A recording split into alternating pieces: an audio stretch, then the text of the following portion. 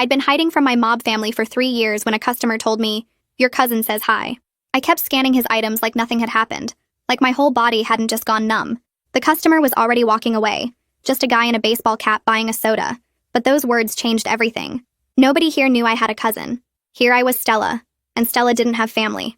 But before that, I was Isabella Torino, who had dozens of cousins. Cousins who were out for blood ever since I testified against them. I forced myself to keep working, bagging groceries for the next customer, an elderly woman buying cat food. But my mind was racing through escape routes and contingency plans I'd made 3 years ago. They'd found me in this tiny Nebraska town where I'd been stupid enough to think I was safe. My manager Greg walked by and asked if I was feeling okay because apparently I'd been standing there holding a can of soup for 30 seconds without moving. I mumbled something about not enough sleep and continued scanning, but every beep of the register sounded like a countdown to something terrible. 4 more hours left on my shift and I couldn't leave early without raising questions I didn't want to answer. Every customer who came through my line could be watching me, reporting back to the family about my blonde hair and name tag that said Stella. The man buying a single bottle of water who paid with 100. The woman who kept staring while I counted her change. Were they real customers or scouts sent to confirm it was really me? I thought about running right then, just walking out the door and driving until I hit Canada. But that's what stupid people did, and stupid people ended up in car trunks. The family was patient and methodical, and they'd probably been watching me for weeks before making contact, learning my routines and relationships. They knew about David, the paramedic I'd been dating for 6 months. They knew about my Tuesday night book club and my Saturday morning runs. My hands shook as I handled money and I kept dropping things, coins scattering across the floor, a jar of sauce shattering in aisle 3. Greg asked if I needed to go home sick, but I said no, because running would make it worse. They knew where I worked now, probably knew where I lived, and panicking would only make me easier to catch. A man came through my line buying zip ties, plastic sheeting, and bleach, and normally that combination would just be someone doing home repairs, but today it made my stomach turn. He smiled at me while I rang him up and said something about the weather, but all I could think about was my cousin Polly, who'd handled problems for the family until he got caught with a body in his trunk. During my break, I hid in the bathroom and tried to think, but my mind kept circling back to what happened to Aunt Marie when she tried to leave the family. They brought her back in a wheelchair, and she never said what they did to her, just sat at family dinners staring at nothing with clouded eyes. That was 20 years ago, and she still couldn't walk, still couldn't speak above a whisper. I splashed cold water on my face and stared at myself in the mirror, at this stranger with badly bleached hair and dark roots showing through. 3 years I'd been Stella. 3 years of lying to everyone about where I came from and why I had no family photos. 3 years of building something normal and quiet and safe, and it was all crumbling because I'd been stupid enough to use my mother's birthday when I created my new identity. 3 more hours of scanning and bagging while pretending my life wasn't collapsing. A customer complained I'd double-charged them, and I had to call Greg over to void the transaction, while my face burned with embarrassment and fear. Every minute that passed without something happening made it worse because I knew they were out there, waiting, enjoying my terror. The family liked the waiting almost as much as the violence because fear was a tool they'd perfected over generations. When my shift finally ended, I changed out of my uniform with shaking hands and went to my car, checking the back seat before getting in. No one followed me home, but there was a business card under my windshield wiper that just said, Torino Construction, with the Chicago address I recognized as one of the family's legitimate fronts. My apartment building looked normal, but my heart was hammering as I climbed the stairs. The hallway was empty, and my door was locked just like I'd left it. But when I walked inside, my cousin Tony was sitting on my couch reading one of my magazines like he belonged there. He looked up and smiled, older and grayer than 3 years ago, but still wearing one of those expensive suits he loved. He said, "Isabella, you look good as a blonde." I grabbed a knife from the kitchen counter and said, "Get out." He laughed and stood up, straightening his tie. He said, "The family invested $2 million in legal fees because of your testimony. Uncle Sal's doing 25 to life, Cousin Ricky got 15 years, and the feds seized 3 restaurants. You cost us a lot." I said, "I don't have any money." He said, "You think I care? Don't pretend like you don't know how to get your hands dirty when you have to. $2 million plus interest. Or everyone in your nice little life finds out who you really are, right before they start having accidents." Requested Reads is on Spotify now. Check out link in the description or comments. I wanted to throw the knife at him, but my arm wouldn't move, frozen while my brain screamed at me to do something. Tony walked toward me slowly with his hands up like he was calming a scared animal, and I backed against the kitchen counter until there was nowhere left to go. He stopped a few feet away, and his smile never changed, just patient and calm like he had all the time in the world. He told me the family had been watching for 6 weeks, that they knew about David and his Tuesday paramedic shifts, about my book club meetings at the library, about my Saturday morning runs through the park. They knew I bought the same coffee every morning at the shop on 5th Street, and that I always worked the early shift on Thursdays. His voice stayed friendly and casual like we were catching up at a family dinner instead of him threatening everyone I cared about. He explained that $2 million wasn't negotiable, but I had options for how to pay it back, and the family was willing to be reasonable about the timeline if I cooperated and stayed put. He said running would just make things harder for me and anyone who tried to help me disappear. The knife felt heavy in my hand and completely useless because what was I going to do? Stab my cousin in my apartment and explain that to the police. Tony reached past me to grab an apple from the bowl on my counter, taking a bite while he waited for me to say something. I asked how long I had, and he said that depended on how smart I was about this, that the family appreciated people who understood business. He finished the apple and tossed the core in my trash like he lived here, then straightened his tie again and headed for the door. He turned back and reminded me that everyone I'd built a life with here was real to me, but just leverage to the family and accidents happen to people all the time. Then he walked out through my front door like a normal visitor leaving after a normal conversation. I stood there holding the knife for maybe 2 full minutes after he left, my legs shaking so bad I thought I might fall. Then I ran to the door and locked it, checking the deadbolt 3 times before wedging a chair under the handle. I went to every window in the apartment and made sure they were locked, pulling the curtains closed even though it was still light outside. My hands wouldn't stop shaking as I pulled out my phone and searched for how to find hidden cameras, reading through dozens of articles that just made me more scared. Every article said to look for tiny holes, check smoke detectors, examine outlets and light fixtures, scan for wireless signals. I spent the next 2 hours taking apart every smoke detector in my apartment and checking behind every picture frame on the walls. I unscrewed outlet covers and looked inside, examined the vents, checked under furniture and inside lamps. I found nothing, but that didn't mean nothing was there, just that I wasn't smart enough to find what they'd hidden. The not knowing felt worse than finding something because at least then I'd understand what they could see. I went to the bathroom and pried up the baseboard behind the toilet where I'd hidden my emergency cash 3 years ago. The plastic bag was still there with $3,000 in 20s and 50s. Money I'd been saving from every paycheck for exactly this kind of situation. I counted it twice to make sure it was all there, then started packing a go bag with clothes, my fake ID documents, toiletries, and the cash. The practical actions helped me breathe slower and think more clearly instead of just panicking. I pulled out my phone and typed a text to David explaining everything, telling him who I really was and why I had to leave. Then I read it back and realized sending it would just put him in danger, make him a loose end the family might need to tie up. I deleted the message word by word until my phone was blank again. The go bag went in my closet behind my winter coats where I could grab it fast if I needed to run. I thought about calling 911, but what would I even say to them? My cousin visited me and made some vague comments about accidents. He didn't hit me or pull a weapon, didn't make specific threats they could arrest him for. Without proof of immediate danger or actual crimes happening right now, calling the police might just speed up the family's timeline. They'd know I was trying to get help, and that would make them act faster before I could build any kind of case. I took the knife from the kitchen and put it under my pillow, then changed into sweatpants and a t-shirt but kept my shoes right next to the bed. I lay there in my clothes staring at the ceiling and listening to every sound in the hallway, my heart jumping every time someone walked past my door. Around midnight, I finally dozed off but jerked awake at 2 in the morning when someone slammed a car door outside. I didn't really sleep after that, just lay there watching the numbers on my clock change and trying to figure out what to do. At work the next morning, I scanned items on autopilot while my eyes tracked every single customer who came through my line. An older man buying bread and milk, a woman with 2 kids getting cereal and juice boxes, a teenager buying energy drinks and chips.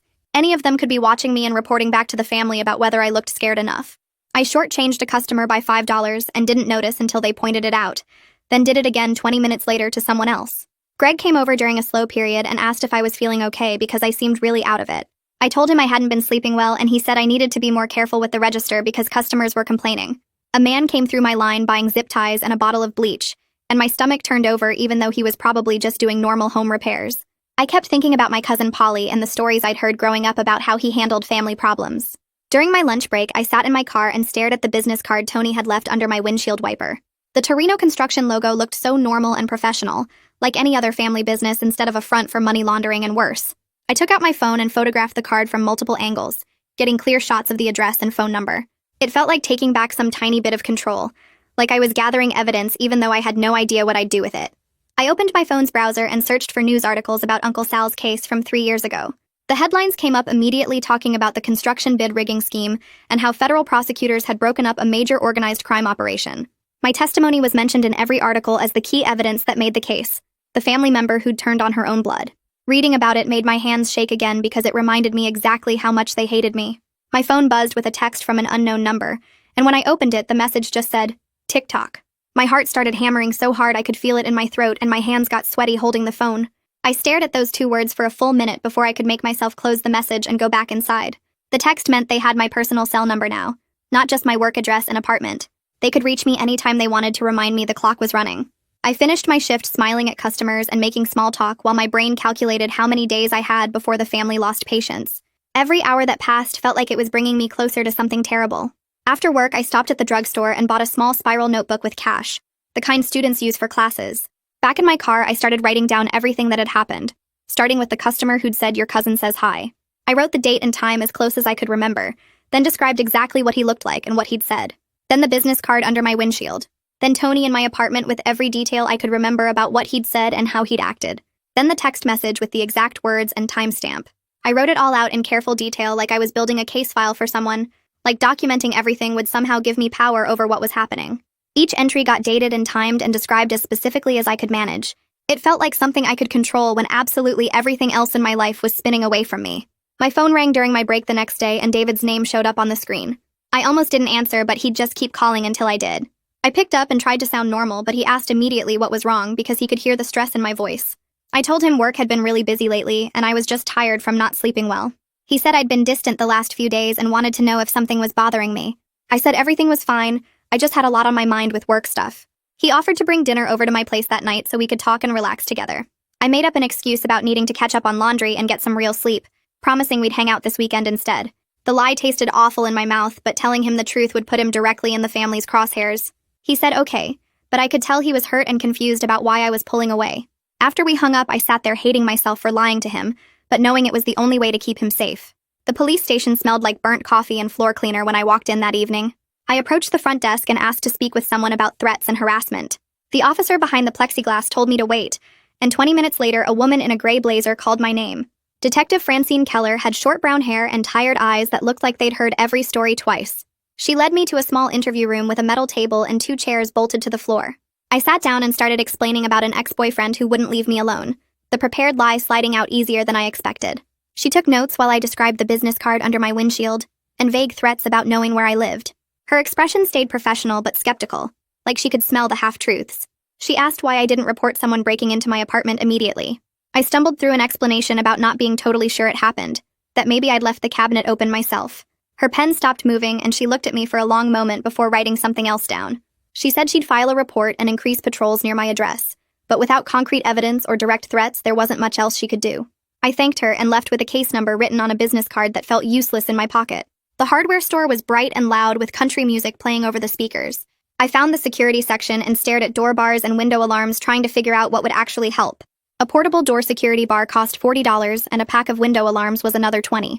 I checked my bank balance on my phone and saw the numbers that made my chest tight, but I bought them anyway. Back at my apartment, I wedged the security bar under the door handle and tested it 3 times to make sure it held. The window alarms took longer to install, little white sensors that would scream if the glass moved.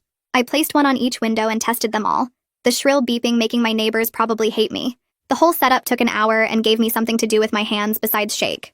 I knew the family had already proven they could get in whenever they wanted, but doing nothing felt worse than useless barriers. The next afternoon, I finished my shift and walked out to the parking lot scanning for anyone watching. My car looked normal until I got close and saw my rear tire completely shredded. The rubber hung in strips around the rim like someone had taken a knife to it systematically. I stood there staring at it while other employees walked past to their cars. It took 3 calls to find a shop that could come out and replace it, and another 2 hours of sitting in my car waiting for them to arrive. The replacement tire cost $87, which was most of my emergency cash. By the time I got to my evening shift, I was 40 minutes late, and Greg was waiting at the time clock with his arms crossed. He wrote me up right there in front of 2 other employees and said I was using up my second chances fast. I apologized and promised it wouldn't happen again, but his expression said he'd heard that before from people who didn't last. During a slow period the next day, I was straightening the cereal aisle when I noticed a manila envelope tucked between 2 boxes of cornflakes in my lane. It wasn't there 10 minutes ago when I'd restocked that section. I looked around, but the store was nearly empty except for an old man by the deli counter. I picked up the envelope and opened it with shaking hands. Inside was a printed photo of me and David sitting at the coffee shop last Saturday. We were laughing at something and his hand was on mine across the table. Someone had circled David's face in red marker, the circle thick and deliberate. There was no note, but I didn't need one. The message was clear as if they'd written it out. They could reach him anytime they wanted. I shoved the photo back in the envelope and stuffed it in my jacket pocket, my hands leaving sweat marks on the paper. I drove straight to David's apartment after work without calling first. He answered the door in his paramedic uniform between shifts and smiled when he saw me, but the smile faded fast. I told him we needed to talk and he let me in, his apartment smelling like the pizza he'd been eating. I stood by his couch instead of sitting and said I needed space, that things were moving too fast and I wasn't ready for this. He looked confused and asked what changed in the last week. I couldn't give him real answers, so I said something vague about work stress and personal stuff I was dealing with. He stepped closer and reached for my hand, but I pulled away. His face showed hurt that made my stomach turn, but staying away from him was the only way to keep him safe. David said he didn't accept that and he knew something was really wrong. He said I was scared of something and he wanted to help. I shook my head and told him he couldn't help with this, that I just needed him to give me space. He asked if this was about the guy who beat him up, and I said no, even though we both knew I was lying. His kindness made everything worse because I couldn't tell him the truth without painting a target on his back. I left his apartment with him calling after me, asking to please just talk to him. We weren't together anymore, but we weren't cleanly broken up either, just stuck in some terrible limbo where he was hurt, and I was terrified. Back home, I dug through my emergency documents until I found the business card buried at the bottom of the box. Gabriel Blanchard, Assistant United States Attorney, with an office number in Chicago. He'd been the federal prosecutor who handled my testimony case 3 years ago. My hand hovered over my phone for 20 minutes while I tried to decide if calling him would make things better or worse. Finally, I dialed and got his voicemail. His voice professional and clipped. I left a message explaining I was the witness from the Torino case and I needed help, that the family had found me. I didn't expect him to remember me or even care after 3 years, but I left my number anyway and hung up feeling stupid. Tuesday night, I went to book club like I did every week, sitting in someone's living room drinking wine and pretending to discuss the novel. Halfway through, I realized my regular attendance was broadcasting my schedule to anyone watching. Every social media check-in at this house on Tuesday nights was a roadmap. I excused myself to the bathroom and deleted my accounts one by one. 3 years of carefully built normalcy disappeared as I hit confirm on each deletion. When I came back, the other members noticed I was distracted and asked if everything was okay. I smiled and said work had been crazy lately, and I was just tired. The lies were getting easier, which probably meant something bad about who I was becoming. Gabriel called back the next morning while I was stocking shelves in the cereal aisle. I stepped outside into the parking lot to take it, my breath making clouds in the cold air. He remembered my case and asked why I didn't enter formal witness protection back then. I explained I thought disappearing on my own would be enough, that I didn't want to deal with all the federal restrictions and monitoring. He was blunt about the limited resources available for witnesses who declined protection initially. He said he'd make some calls, but I shouldn't expect the same level of support as official protected witnesses. I thanked him and we hung up. His honesty somehow worse than false hope would have been. The electronics store clerk barely looked at me when I bought the prepaid phone with cash. I memorized the number while sitting in my car, repeating it over and over until it stuck. My regular phone stayed active so the family would think I wasn't taking extra precautions. The burner went into my go bag hidden in the closet for emergencies only. Separating my communications felt like something from a spy movie, but it was the only way to have conversations they might not be listening to. I tested the burner by calling it from my regular phone and watching both devices light up. Then I turned the burner off and buried it under my spare clothes where nobody would find it unless they tore my apartment apart. The burner phone buzzed in my hand 20 minutes later, and I stared at the unknown number lighting up the screen. I answered without saying anything, and Tony's voice came through calm and friendly like we were old friends catching up. He said we should meet tomorrow at the Route 80 diner around noon to discuss payment options like civilized people, and he made it very clear I should come alone. His tone never changed from that casual friendliness, but my hands started shaking because that calm meant he was completely confident I had no way out. I hung up and sat on my bathroom floor with my back against the tub trying to breathe normally. They'd tracked the burner phone somehow even though I'd paid cash and never given anyone the number, which meant they'd been following me or monitoring my purchases or had access to the store cameras. I pulled out the card Detective Francine had given me and dialed her number on the burner, keeping my voice low even though I was alone. She answered on the third ring and I explained about Tony's call and the meeting tomorrow. She was quiet for a few seconds and then said she couldn't spare officers for full surveillance, but she could be in the parking lot as backup. We worked out a plan where I'd wear my regular phone in my jacket pocket recording audio, and she'd stay in an unmarked car watching the entrance. It wasn't much protection, but it was better than going completely alone. She made me promise not to get in any vehicles with them, and to leave immediately if things felt wrong. I agreed, and we hung up, and I spent the rest of the night staring at my ceiling with all the lights on. The next morning, I drove to the diner 40 minutes early and parked where I could see the highway entrance.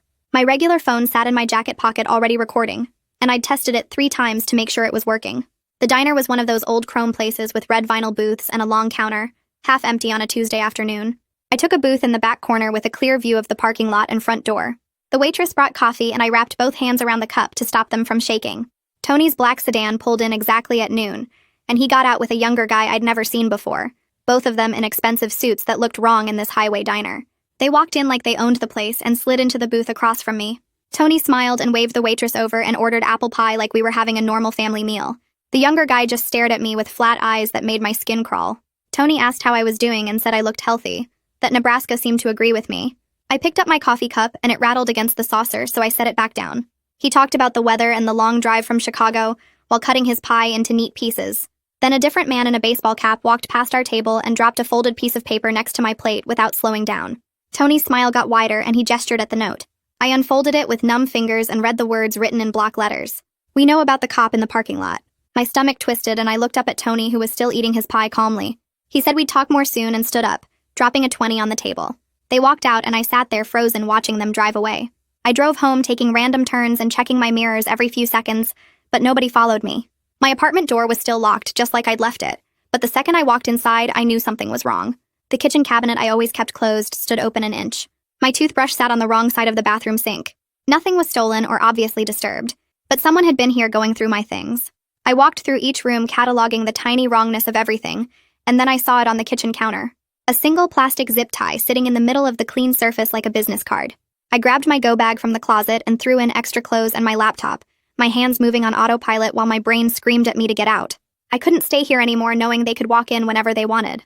I locked the door behind me and drove to David's apartment building, parking 2 blocks away and walking back checking over my shoulder. He answered on the third knock looking surprised, and I told him I had a pipe burst and needed somewhere to sleep tonight. His expression said he knew I was lying, but he stepped aside and let me in. We sat on his couch not talking, and then he showed me his bedroom and got spare blankets from the closet. We lay in his bed not touching while I stared at the ceiling counting his breaths. The intimacy of sleeping next to someone who didn't know the truth made me feel more alone than being by myself ever had. Greg caught me by the break room the next morning before my shift started. He said this was my final warning about the tardiness and mistakes, that he'd given me multiple chances and I was running out of rope. I apologized and promised I'd do better, and he nodded, but I could see in his face that he was done making excuses for me. My job hung by a thread, and losing it meant losing my apartment and the last bits of stability holding my life together. I worked my shift scanning items on autopilot and trying not to think about zip ties or men in baseball caps. My phone rang during my lunch break and Gabriel's name showed on the screen. I stepped outside into the parking lot and answered. He said he'd been looking into options and he might be able to help me through a financial crimes investigation if I could provide evidence of the family's current illegal activities. Extortion was hard to prove without clear recordings or paper trails, he explained, but if I could document their money laundering or other crimes, it opened more doors. The idea of gathering evidence while they were watching me felt impossible, but I said I'd try. We hung up and I went back inside to finish my shift. That evening, I drove to the electronics store across town and bought a small wireless camera with rush shipping using cash. The clerk barely looked at me when I paid. Back in my apartment, I set it up on the bookshelf aimed at the front door, hiding it behind a row of paperbacks. The camera connected to an app on my phone and I tested it 3 times watching the live feed of my empty living room. Setting it up gave me a tiny sense of control, like I was fighting back even in this small way. If they came back, I'd at least have proof of the break-ins. I ate dinner standing at my kitchen counter and then lay in bed fully dressed with my shoes on, jerking awake at every sound from the hallway. My phone buzzed around midnight with a text from David asking if I was okay, and I typed back that I was fine. The lie came easier each time I told it. 2 days later, David showed up at my apartment after his paramedic shift looking shaken. He walked in without waiting for me to invite him, and stood in my living room with his arms crossed. He said a patient had muttered a name while he was checking vitals during a call. The name was Isabella Torino. David stared at me and asked who Isabella was, and why a random patient would say that name while looking at him. I could see the hurt and confusion in his face as he waited for an answer, all my carefully built lies crumbling around us. My mouth opened, but nothing came out, and the silence stretched between us like broken glass. I sat down on the couch because my legs felt too weak to keep standing, and told him my real name was Isabella Torino. The words came out in a rush as I explained about the testimony 3 years ago, about Uncle Sal and the construction bid rigging scheme, about how the family lost millions because I talked to the feds. David stood there frozen while I told him about Tony showing up in my apartment, about the $2 million demand, about how they knew everything about his schedule and where he worked. His face went through so many expressions that I couldn't track them all. Confusion giving way to shock, and then something that looked like he'd been punched in the stomach. He asked why I didn't tell him before, and I said because telling him made him a target, which apparently he already was now anyway. The silence after I finished talking felt worse than his questions had. He rubbed his face with both hands and said he needed time to think about this, that 6 months of lies was a lot to process. I wanted to grab his arm and beg him to stay, but I knew that would just make it worse. He walked to the door and paused with his hand on the knob, looking back at me like he was trying to figure out if he even knew who I was. Then he left and I listened to his footsteps fade down the hallway. I sat on that couch for maybe 20 minutes just staring at nothing before my brain started working again. Staying in my apartment felt impossible now that everything was falling apart, so I grabbed my go bag and the emergency cash and headed out to my car. I drove for 30 minutes checking my mirrors constantly, taking random turns and doubling back to make sure nobody was following me. The motel I found was on the far edge of town, the kind of place with peeling paint and a neon vacancy sign that buzzed. I paid cash to the clerk and gave a fake name, and he barely looked at me before handing over a key attached to a plastic diamond. The room smelled like old cigarette smoke mixed with the chemical smell of bleach, and the carpet had stains I didn't want to think about. I wedged the chair under the door handle and checked the window locks twice before sitting on the bed. Every sound from the hallway made me jump. Footsteps passing by, or doors slamming, or the ice machine rattling. I couldn't sleep even though I was exhausted, my mind running through worst-case scenarios on a loop. Around 3 in the morning, I gave up and just sat there watching the parking lot through a gap in the curtains. The next afternoon, I drove back to my apartment when I knew most people would be at work, parking 2 blocks away and approaching on foot. Everything looked normal from outside, but I stayed alert as I climbed the stairs and unlocked my door. Nothing seemed disturbed at first glance, but I went straight to my laptop and pulled up the camera feed from the hidden bookshelf camera. The footage showed my empty living room for hours. Then around midnight, a figure appeared in the frame. My hands shook as I watched someone move through my apartment using a key, not breaking in but just walking in like they owned the place. The person was wearing dark clothes and kept their face turned away from the camera, too smart to get identified. They walked through my rooms, touching nothing but clearly looking around, then left one cabinet door open in the kitchen before leaving the same way they came in. The timestamp proved I wasn't crazy, that the break-ins were real, but the footage was too grainy to identify who it was. I downloaded everything to a USB drive and added it to my evidence collection with the business card and screenshots of the threatening texts. Having proof felt like the only solid thing in my life right now. My burner phone buzzed with a text from an unknown number, and my stomach dropped before I even read it. Tony's message said the family was losing patience, and I had until the end of the week to make a good faith payment. He wrote that it would be a shame if something happened to one of David's patients during a paramedic call, that accidents happen all the time in emergency medicine. The specific threat against David made something shift inside me from fear to anger. They could come after me all they wanted, but dragging David into this when he'd done nothing wrong crossed a line. I called Gabriel on the burner phone and told him I was ready to cooperate fully with whatever investigation he needed. He sounded surprised but pleased, saying he'd been hoping I'd come around. We set up a meeting at the federal building for the next morning where I could sign an affidavit about the threats and extortion attempts. The federal building was downtown in a bland concrete structure that looked like every government office I'd ever seen. Gabriel met me in the lobby and walked me through security, then up to a small conference room with a table and uncomfortable chairs. He explained that creating an official record of the threats was important for building a case, even if we couldn't arrest Tony right away. His assistant came in with a camera and photographed all my evidence while Gabriel typed up my statement on a laptop. I described every interaction with Tony, every threatening text, the break-ins captured on camera. Signing the affidavit felt like I was finally taking real action instead of just running and hiding. Gabriel made copies of everything and filed them in a case folder with my name on it. Detective Francine showed up about an hour into the meeting, and she and Gabriel spent 20 minutes coordinating their approach. Francine was honest about the limitations, saying local police resources were stretched too thin to provide protection detail. She promised to increase patrols near my apartment and the grocery store, but that was about all she could offer. Gabriel explained that building a federal case took time and evidence, more time than I probably had before the family decided to stop waiting. They both looked frustrated by the constraints they were working under. We talked through options for getting Tony on record making explicit threats, and Gabriel suggested setting up a controlled call where I could get him to clearly state the extortion demand. The idea made my stomach hurt, but I agreed because what else could I do? We spent the next 2 hours practicing the script, Gabriel coaching me on what phrases might count as prosecutable extortion under federal law.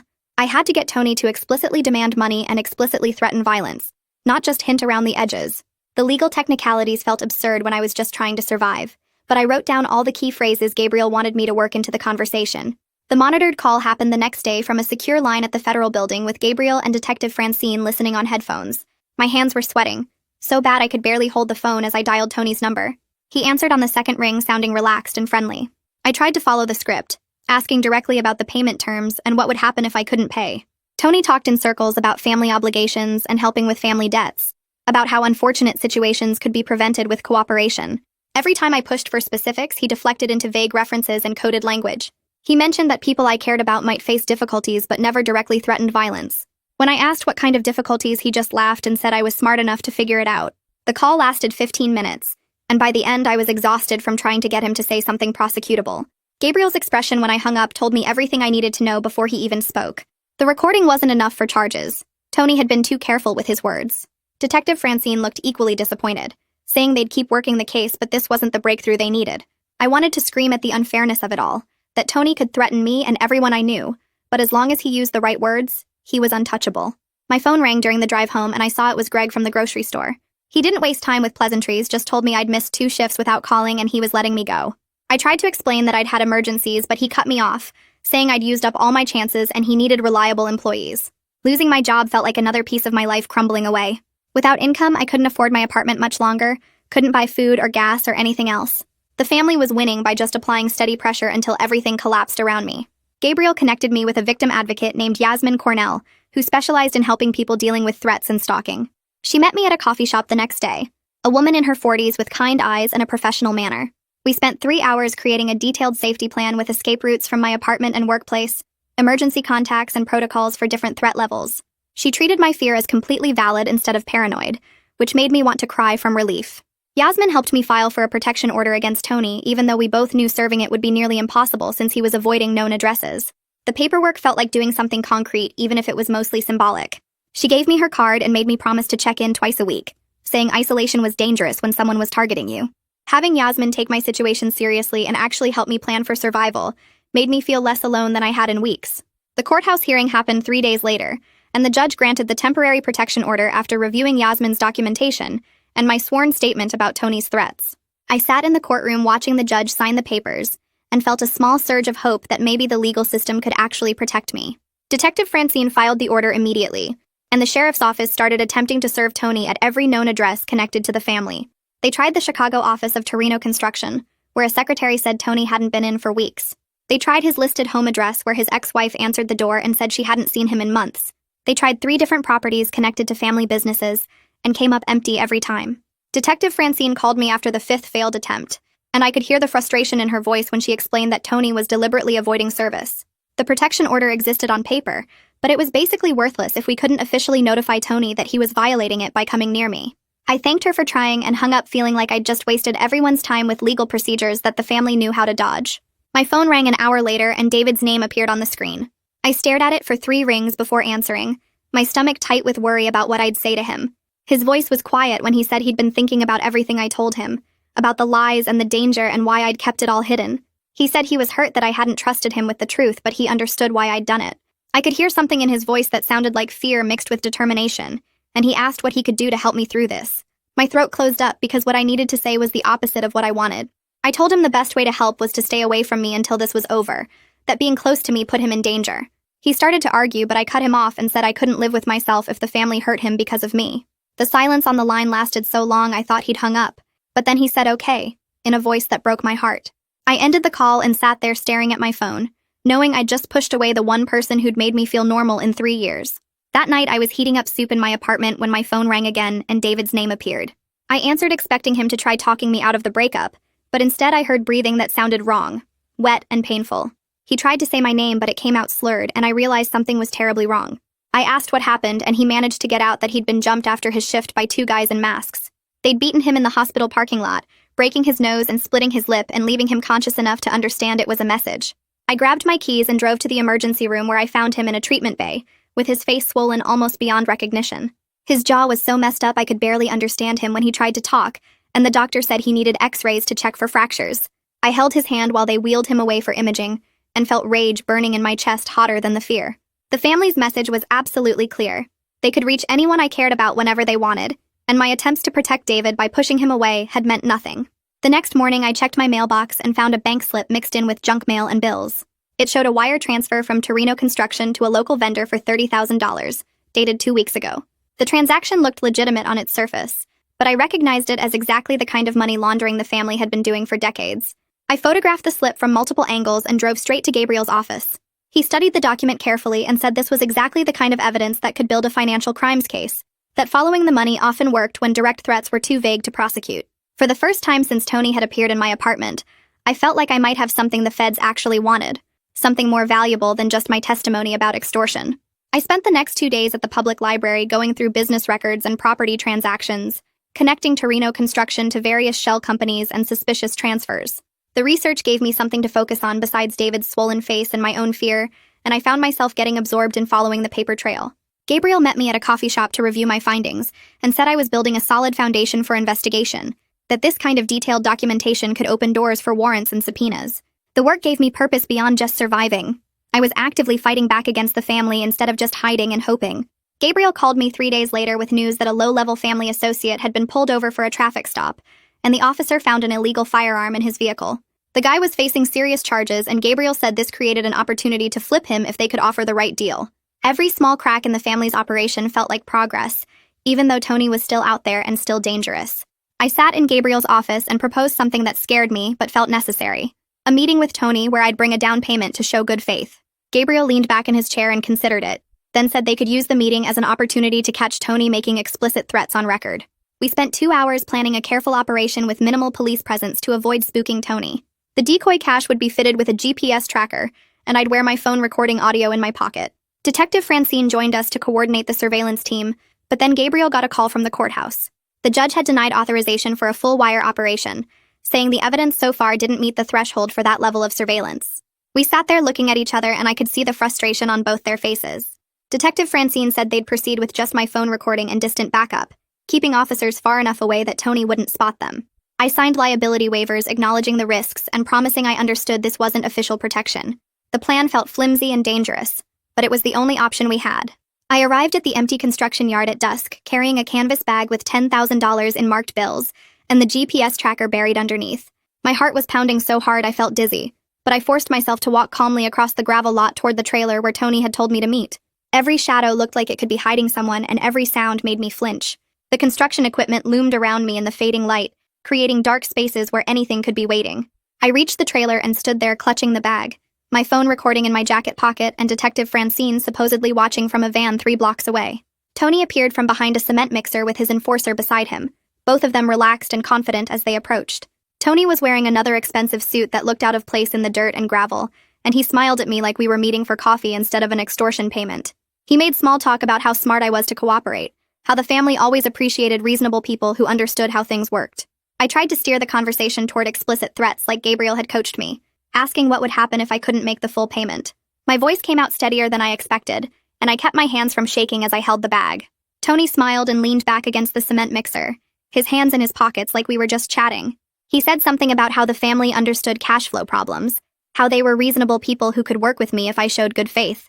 His words stayed vague, talking about how it would be unfortunate if David had an accident on one of his calls, how paramedics dealt with dangerous situations every day.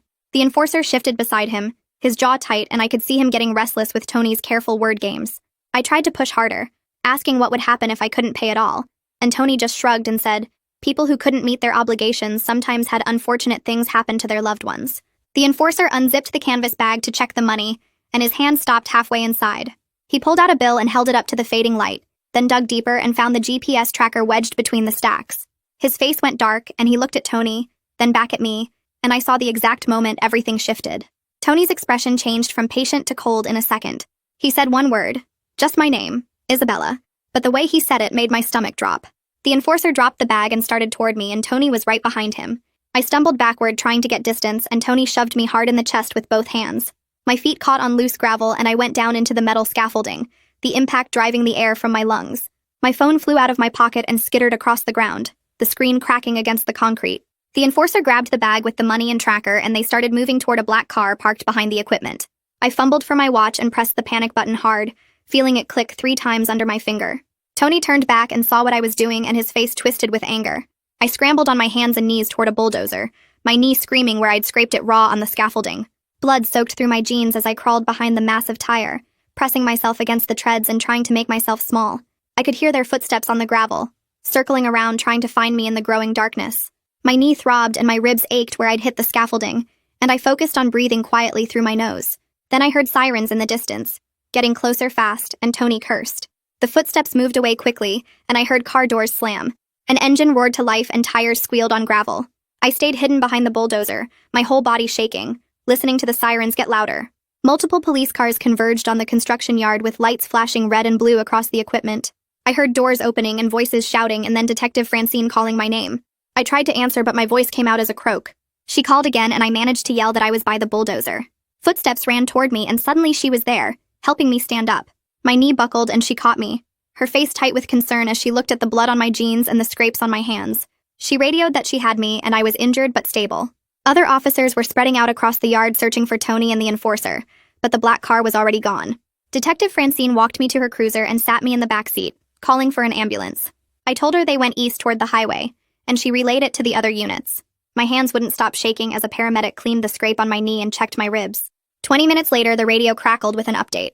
Officers had stopped the enforcer 3 blocks away during a routine traffic check. They found the marked money in his trunk along with an illegal handgun. Tony had escaped on foot and was still at large. The paramedic wrapped my knee and said I should go to the hospital for x-rays, but I refused. Detective Francine drove me to the police station where Gabriel was already waiting. Over the next 8 hours, I sat in uncomfortable plastic chairs while they interrogated the enforcer in a room down the hall. Gabriel came out periodically to update me. The enforcer was facing serious charges for the weapon and assault. They were offering him a deal if he'd testify against Tony and provide details about the family's operations. Around 3 in the morning, Gabriel sat down next to me and said the enforcer had given them some information about the extortion scheme, but refused to testify against Tony directly. It was partial progress, but not enough to bring charges yet. Tony was now officially a fugitive, and the family knew I was cooperating with law enforcement. The next afternoon, Gabriel called me to his office and explained that the family would likely back off temporarily due to all the police attention. But Tony was still out there and still dangerous, and I was now a known cooperator, which made me an even bigger target. He said I should accept provisional witness relocation assistance. It meant leaving Nebraska and starting completely over again in a new city. I sat there staring at him and felt something break inside me. 3 years I'd spent building a life here, making friends, dating David, pretending to be normal. The idea of running again made me want to scream. But Gabriel's face was serious, and I knew he was right. I spent the next 2 days packing my apartment into 2 suitcases, throwing away everything that wouldn't fit. My landlord kept my security deposit when I broke the lease early. I sent David a text saying I had to leave town and I was sorry for everything. His response came an hour later. Just 2 words. Be safe. The brevity hurt worse than if he'd been angry. I wanted him to yell at me or demand explanations, but instead he just let me go. Gabriel arranged temporary housing in a city 4 states away under provisional protection protocols. I'd get a new identity and some financial help while the investigation continued. It wasn't full witness protection, but it was more support than I'd had 3 years ago when I ran the first time. Detective Francine drove me to the bus station early on a Thursday morning. She walked me all the way to the platform and handed me her card, making me promise to check in with her every week. She said she'd keep working the case from Nebraska and let me know if there were any developments with Tony. Her voice was gentle and her eyes were kind, and suddenly I was crying for the first time through this whole nightmare. She hugged me and told me I was brave and I'd get through this. The bus ride took 14 hours through flat highways and small towns. I barely slept, just watched the lights blur past my window and thought about everything I was leaving behind again. The other passengers ignored me, and I was grateful to be invisible. This was the 3rd time I'd run from my family. First when I testified, then when I created the Stella identity in Nebraska, and now this. I didn't know if I had the strength to build another life from nothing. When I finally arrived in my new city, a USA Marshal liaison met me at the station. He drove me to a small furnished apartment in a quiet neighborhood with tree-lined streets. The place was generic and impersonal with beige walls and basic furniture, but it was clean and safe. He handed me a new ID with the name Stella Morrison and a packet of information about my new identity. He warned me not to contact anyone from Nebraska, not even Detective Francine except through official channels. He said someone would check on me in a week and left me alone in the empty apartment. I sat on the couch and looked at my new driver's license with my photo and a stranger's name, and wondered how many times I could reinvent myself before there was nothing left of the real me. The first week I kept the curtains drawn and only went out when I needed food or basic supplies from the corner store 2 blocks away. I walked different routes each time, memorizing street names and checking for anyone following me, my hand always near the pepper spray in my pocket. The neighborhood was quiet with older houses and mature trees, people walking dogs in the morning, and kids playing basketball in driveways after school. Everything looked normal and safe, but I couldn't shake the feeling that someone was watching me, that the family had people here already waiting for me to settle in. On day 4, I found a coffee shop 3 blocks from my apartment with a help wanted sign in the window, and the owner hired me on the spot when I said I could start immediately, and didn't mind working for cash while my paperwork went through. The job was simple, making drinks and wiping tables, nothing like the grocery store, but it gave me something to do besides sit in my apartment counting minutes. My new ID said Stella Morrison, and every time someone used that name, I had to remind myself to respond, to act like I'd been Stella my whole life instead of just a few days. The apartment felt temporary and unreal, like I was house-sitting for someone else, and I kept catching myself planning to go back to Nebraska before remembering there was nothing to go back to. I bought a small notebook and started writing down details about my new identity so I wouldn't slip up, practicing my signature and memorizing the fake birthday and hometown Gabriel's people had created for me. At night, I lay in bed listening to unfamiliar sounds from neighboring apartments, voices through walls and footsteps overhead, wondering if any of them were watching me for the family. The USA Marshal liaison stopped by on day 6 to check on me and bring my permanent identification documents, telling me to call if anything seemed off or if I needed help. He gave me a card with a number to reach him anytime and said someone would check in weekly for the first month, which should have made me feel safer, but just reminded me how much danger I was still in. 3 days into my coffee shop job, Detective Francine called my new phone and I stepped into the storage room to take it. She said the local case against the enforcer was moving forward, and he was looking at serious time for the weapons charge and assault, maybe enough to convince him to cooperate more fully with the federal investigation. Then she mentioned that Greg from the grocery store had asked if she knew where I went, said he was worried because I'd seemed really stressed my last few days there. The fact that someone noticed I was gone, that someone cared enough to ask about me, hit me harder than I expected, and I had to swallow past the lump in my throat. I thanked Detective Francine for the update and promised to stay off the grid like the marshal told me, and she said she'd keep working the case from Nebraska and let me know if anything changed with Tony. When we hung up, I stood in the storage room surrounded by boxes of coffee beans and paper cups, trying not to cry over a manager who probably just needed someone to cover shifts. The following week, Gabriel called with better news. His voice cautious but optimistic as he explained that a sealed indictment had been filed against a lower-level family associate for money laundering, based on the financial records I'd helped them trace. He said Tony was still at large and officially a fugitive now, but the family's operations were under increased scrutiny from multiple agencies, and they were having trouble conducting business as usual. It was meaningful progress, real consequences for people who'd thought they were untouchable, but it didn't resolve my situation because Tony was still out there, and the family still wanted their $2 million. Gabriel reminded me to stay vigilant and report anything suspicious, and I promised I would, even though part of me wondered if I'd ever stop being vigilant, if this was just my life now forever. Around the same time, Yasmin called to check on how I was settling in, and mentioned a support group for people in witness protection and protective relocation that met Tuesday evenings at a church near my apartment. I almost said no because going to a group meant admitting I needed help, meant sitting with strangers and talking about being scared, but something in her voice made me agree to try it once. The church basement was exactly what I expected, folding chairs in a circle, and a coffee pot on a table by the door, half a dozen people of different ages who all had that same look in their eyes that I recognized from my own mirror. We didn't use our real names and we didn't ask questions about each other's situations, just talked about the constant vigilance and the loneliness of starting over, and the guilt of leaving people behind. A woman about my age described checking her car for tracking devices every morning, and I nodded because I did the same thing. And an older man talked about how he still flinched at loud noises 5 years after relocating. They shared coping strategies they'd learned, ways to manage the anxiety and fear without letting it consume you, and for the first time since leaving Nebraska, I felt like maybe I wasn't crazy for being this paranoid. After the meeting, a few people exchanged phone numbers for check-ins between sessions, and I added 3 contacts to my phone under fake names, grateful to have people who understood without needing explanations. I was starting to think maybe I could actually do this, build something stable here, when my phone buzzed with a text from an unknown number that just said, "See you soon," and my blood went cold. My hands shook as I called the Marshal liaison and reported it, reading him the exact message and the timestamp, and he told me to stay inside while he ran the number and updated my security protocols. The number was a burner that had already been disconnected, untraceable just like I knew it would be, and the Marshal said he was tightening my check-ins to every other day and flagging my file as high priority. The message proved the family hadn't given up, that they'd somehow tracked me to this new city, even with all the precautions we'd taken, and the fear I'd thought was finally settling down came roaring back worse than before. I barely slept that night, jumping at every sound and checking the door locks over and over, my packed go bag sitting by the bed ready for another run. 2 weeks later, Gabriel asked me to provide video testimony for the grand jury investigating the family's financial crimes, explaining that my statement about their operations and the extortion attempts would help build their case. I agreed immediately because speaking about it officially felt like taking back some of the power they'd tried to steal from me, turning my fear into evidence that could actually hurt them. We spent 2 days preparing my statement in a secure federal building, Gabriel coaching me on what details mattered most and how to present the timeline clearly. I described the construction business fronts and the money laundering patterns I'd observed growing up in the family, then walked through every interaction with Tony from the customer's message at the grocery store to the confrontation in the construction yard. The video recording felt strange and formal, me sitting in a chair talking to a camera about my cousin threatening to kill people I cared about.